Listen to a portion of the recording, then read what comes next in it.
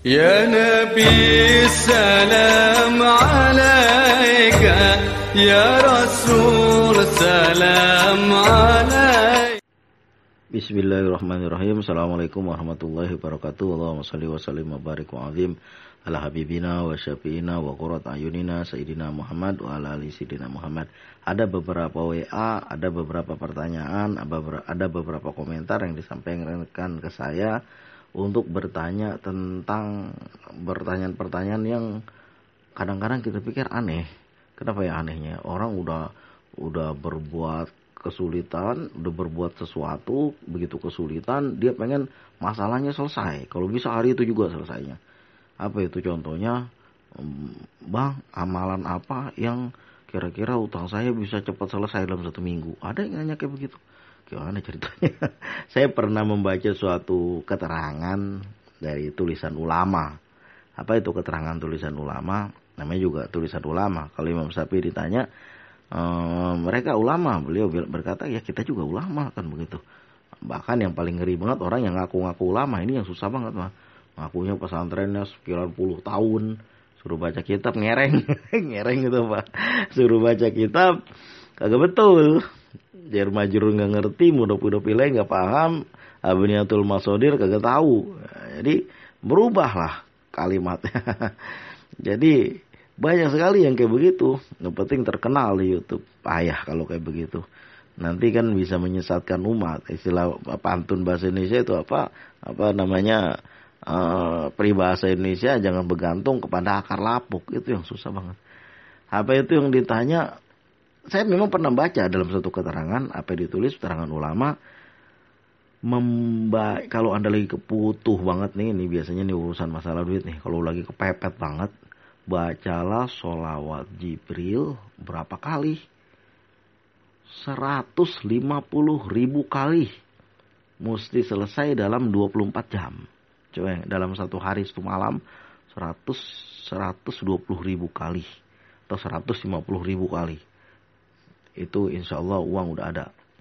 Ada aja yang nganterin, gampang aja caranya. Cuma gimana cara ngawalinnya? 150.000 kali. Oh, kita baca nih dari pagi, dari subuh sampai subuh lagi, itu maksimal banget baru dapat 70-80 ribu kali. Sisanya setengah lagi gimana cara bacanya? Itu kalau mau dengar tuh, ada yang menulis seperti itu tuh. Ada dalam satu keterangan ditulis seperti itu. Coba mau nggak ngamalin? Begini ya udah kalau gitu susah, amalin aja. Apa itu yang diamalin? Sholawat munjiat. Sholawat munjiat itu kan lumayan panjang. Berapa kali? 1000 kali. Amalinnya habis sholat tahajud, hajat jam 12. Nanti kira-kira jam 5 udah selesai. Berapa? 1000 kali itu lama loh. Allahumma sholli wa sallim ala sayyidina Muhammadin sholatan tunjina biha min jamil ahwali wal afat wa taqdilana biha jamil hajat tahiruna biha min jami syai'at wa tarfa'una biha indaka ala darajat wa tubalighuna biha aqsal ghayat min jamil khairati fil hayati wa ba'dal mamat. Itu dibaca 1000 kali. Itu 5 jam juga belum tentu selesai. Saking lamanya itu. Belum apa udah ada yang paling banyak. Ngantuknya luar biasa. Nah ini. Akhirnya apa? Ditawar. Bang kalau gitu saya baca sholat Jibril aja lah 1000 kali. Gimana caranya? Udah pengen selesainya cepet, amalan dikit. Itu yang kayak begitu tuh kalau bisa jangan dibuat seperti itu. Kalau memang kita punya sesuatu yang besar, hajat yang besar di masa depan, nih mesti dibayar sesuatu utang, katakanlah sebulan lagi. Dari sekarang udah kita mulain. Udah kita mohon kepada Allah. Kalau bisa dari dulu udah kita. Kalau bisa dari pertama kali utang.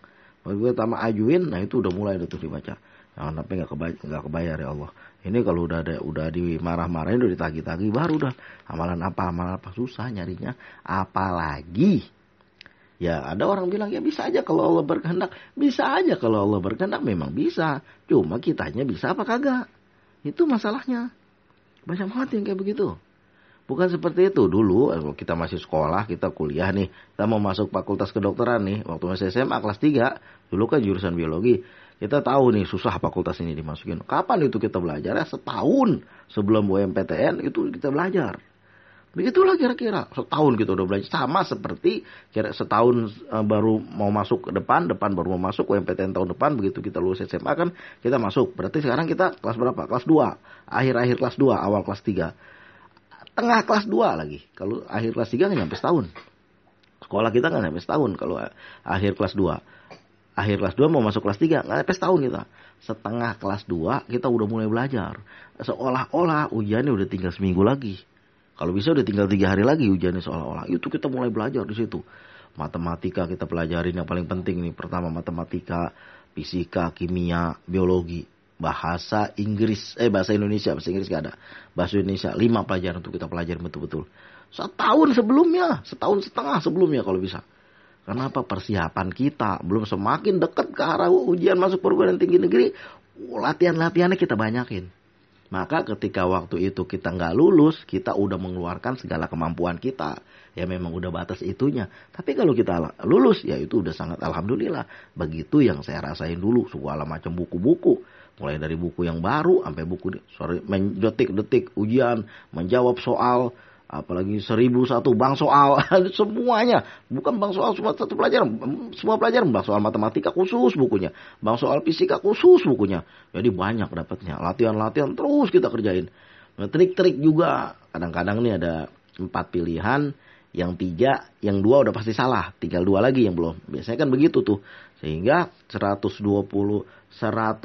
soal dalam 2 jam selebih sedikit bisa dikerjain. Nah, ya karena cuma pilihan ganda doang. Tapi sulitnya minta ampun. Tetap harus ada perhitungannya. Perhitungan matematikanya. Dan hafalannya harus kuat. Nah begitu juga barangkali kalau kita mau berdoa.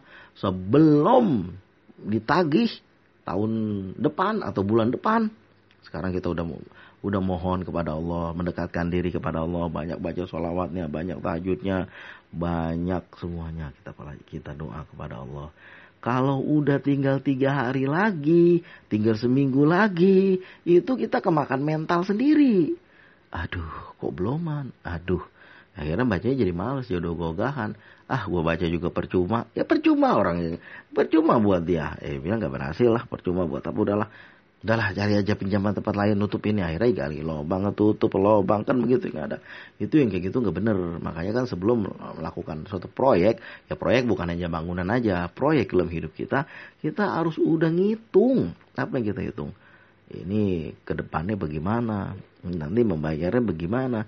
Dan lagi-lagi kalau bisa dijauhi itu yang namanya pinjaman-pinjaman berbentuk riba. Itu yang susah banget, udah berkali-kali, udah banyak banget video saya tentang masalah ini.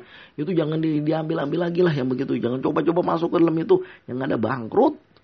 Berkahnya nggak ada, udah banyak banget. Saya belum pernah ngedengar orang yang sukses dari gitu-gitu. Apalagi judi, belum pernah. Yang ada pada bangkrut. Itu yang ada. Yang ada udah jagangnya pada bangkrut, usahanya malah pada ninggalin utang. Itu yang bikin pening banget kepala. Yang kayak gitu tuh, jangan kita kerjain. Apabila ada tanggungan susah bayarnya. Aduh, karena ini, karena itu, ya mungkin karena orang dagang bangkrut, bukan karena riba ya namanya. Tapi pada umumnya pedagang berkah. Kecuali perbuatan kita sendiri. Kita ambil modal dari riba. Makan kawan sebelumnya. Ini makan kawan yang bahaya banget nih. Kawan seiring sejalan dimakan juga. Berapa harga nih? Berapa harga ini? 130 juta. Padahal harganya cuma 70 juta. Harganya cuma 70 juta, 60 juta dijual sama kawan 130 juta. Bayangin coba makan kawan. Berkahnya di mana kalau kayak gitu? Udah kepepet, akhirnya apa? Kita nggak tahu. Gua untung. Hebat, Pak. Sering banget saya dengar itu. Hebat gua jualan nih. Untung gua jualan nih. Kenapa? Itu jual motor. Gua kemarin beli cuma 7 juta. Laku gua jual 13 juta. Ada orang kayak begitu, senang betul ya. Bangga dia betul tuh. Yang kayak gitu makan kawan, namanya bodoh-bodohin orang. Ujungnya apa? Ya memang dia dapat duit pada hari itu. Berkahnya yang gak ada. Akhirnya apa coba? Akhirnya di masa depan kesulitan dia sendiri. Orang bilang Gusti mboten sare, Tuhan kagak tidur. Emang ya dibalas suatu saat nanti. Baru udah kayak gitu. Amalannya apa, Bang? Amalannya apa? Ya susah kalau kayak gitu mah. Maka ada orang yang cuma baca Bismillahirrahmanirrahim. Allahumma sholli ala Sayyidina Muhammad wa ala ali Sayyidina Muhammad. Sukses dia. Kenapa? Ya karena bersih orangnya. Itu aja masalah. Saya pernah ngelihat sendiri orang yang hidupnya beruntung aja. Saya belum lulus, dia udah lulus. Bayangin coba. Lalu saya perhatikan dalam hidupnya orangnya bersih. Kebersihan, toharoh dia jaga. Kemudian waktu sholat jamaah dia jaga. Bayangin saya masih duduk-duduk, dia udah siap-siap mau sholat jamaah. Dia nggak, ayo kita berangkat jamaah. Nggak ada dia. Dia bersiap-siap, pakai baju, udah mandi. Udah bersiap, ngeluarin motor. Kita juga kan ngikutin jadinya. Dia nggak usah ngomong, orang ngikutin sendiri. Itu, ini enggak. Kita mau urusan kita beres, kita mau dapat pertolongan Allah, azan udah terdengar, kita masih ngobrol. Susah kalau kayak gitu. Amalan apa? Dikasih amalan, nawar mulu. Udah saya baca sholawat Jibril aja 1000 kali. Sholawat Jibril 1000 kali nggak nyampe setengah jam. Itulah susahnya dia. Kebanyakan maunya, tapi susahnya nggak ada itu. Makanya kerja. Emangnya orang kerja udah pasti berhasil? Kalau orang kerja udah pasti berhasil, udah pasti sukses. Banyak orang-orang yang sekarang udah pada kaya raya. Kerja bukan dari situ. Rezeki bukan hanya dari situ. Walaupun orang kagak punya gaji, tiap orang mesti punya rezeki. Allah yang ngatur. Ada, saya pernah melihat orang yang di rumah biasa-biasa aja. Kita lihat kerjaannya nggak ada. Tapi saya tengokin makmur aja hidupnya. Istrinya pakai emas besar-besar juga. Anak-anak pada sehat-sehat, pada sekolah dengan baik. Kedekatan diri kepada Allah. Dari mana jalannya? Emang kita tahu jalannya? Allah yang ngatur. Allah yang ngatur, bukan kita yang ngatur. Bukan berarti nggak kerja, mesti dia punya pekerjaan. Ada pekerjaan yang kita nggak tahu. Ini orang di dalam kamar aja ngapain sih? Beda banget lah dalam kamar aja. Ya kita nggak tahu, otak kita nggak sama dengan otak dia. Kedekatan kita tidak sama dengan kedekatan dia kepada Allah. Bacaan salawat kita nggak sama dengan bacaan salawat dia. Kalau bacaan salawat kita terburu-buru kalau udah kepepet. Bacaan salawat dia bertahun sebelumnya menghadapi masalah, dia udah bacanya duluan. Udah ngamalin kehidupan sehari-hari. Sehingga, dan sedekahnya juga begitu.